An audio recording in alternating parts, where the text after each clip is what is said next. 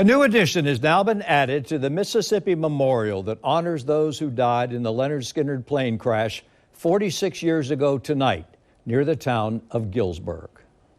One, two, three. Yeah! This afternoon, devoted fans unveiled this separate granite monument to the band's lead singer, Ronnie Van Zant, one of the 6 people killed in the crash in a heavily wooded swamp. As you can see, this slab of granite bears an image of Ronnie in a familiar pose. On the back is a poem about the crash written by his lifelong friend Gene Odom, who is also a crash survivor. The poem is titled "On a Cold, Dark Mississippi Night." This up-and-coming rocker, Brandon Miller from Hattiesburg, Mississippi, led the effort to expand the monument, raising the first $3,000 of the $25,000 cost. Brandon's dream is that his band, Slicks and Revolver, might someday open for Skynyrd. You may recall News4Jax was in Gillsburg back in 2019 when Ronnie's widow, Judy Van Zant, unveiled this roadside monument.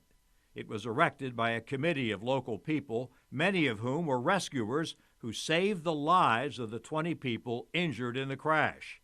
Those Mississippians wanted to give fans of the band a place to come and honor the memory of October 20th, 1977. Tom Wills, Channel 4, the local station.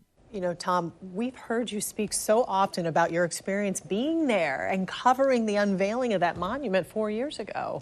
Joy, it was just tremendous, so heartwarming. The love that people have for that incredible music then and now.